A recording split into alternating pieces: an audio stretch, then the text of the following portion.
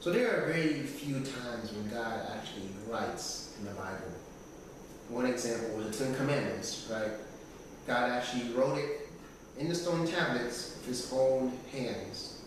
And even when Moses went down and broke the tablets, like, he didn't just say, okay, Moses, you know what it says, just rewrite it.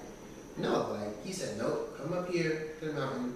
I'm going to rewrite them with my own hand again, and you can go give it to the people. Now, obviously, the fact that God went out of his way to actually write this with his own hands means that it was something that was very important to him. Another example is in Daniel 5, right? King Belshazzar is throwing this big party, and he's doing all these blasphemous things. And then a hand comes out of nowhere and starts writing on the wall. And then you find out that the writing on the wall is a prophecy, right? And the hand was the hand of God. And so again, God is writing something with his own hand. And obviously, prophecy is important to God because it shows his omniscience, the fact that he can tell you future events and that they will come to pass. So obviously, these are things that are very important to God, and he writes them with his own hands, and he writes them on stone, right? Stone tablets, stone wall, something that's very permanent, something that's not going to go away, something that's here to stay. But there's another story where Jesus is writing. The story of, the Pharisees bringing this woman to Jesus. The woman is caught in adultery. And they're like, hey, the law of Moses says we need to stone her. What do you say? Now Jesus knew what they were trying to do, trying to trick him. And so he doesn't even answer their question. He just says, he doesn't say anything. He actually just stoops down and writes in the dust.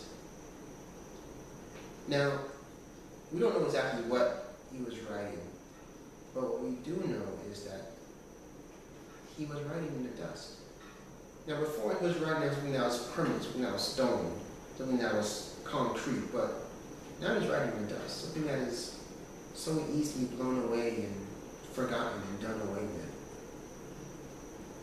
And it just shows that whatever he was writing wasn't all that too important.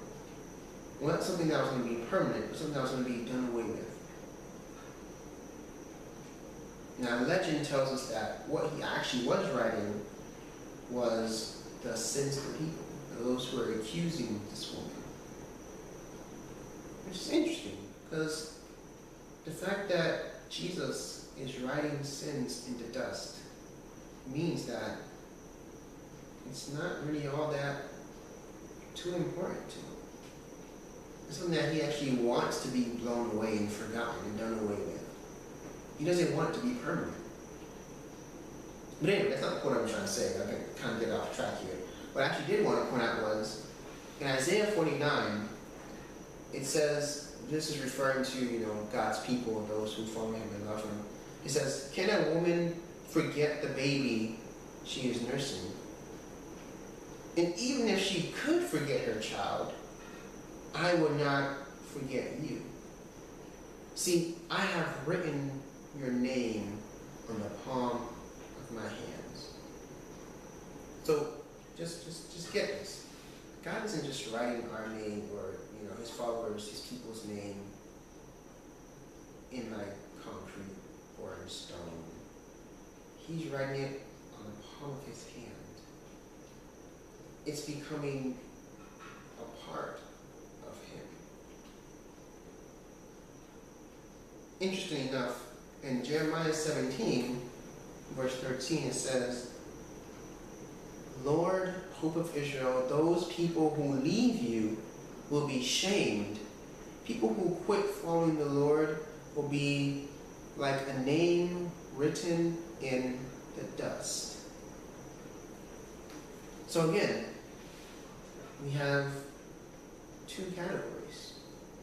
Names written on the palm of God's hand and names written in the dust.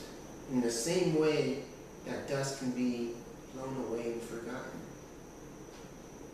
Same way that God wants sin to be blown away and forgotten. It's the same way that people who hold on to sin and refuse to follow God eventually will be blown away and forgotten. But those who are faithful and do follow God and do love God and reflect His character will have their names written in the palm of His hand and essentially become a part of God Himself. And so I guess the question really boils down to this: where do you want your name to be written? On the palm of God's hand, or just in the dust of the ground? Think on these things.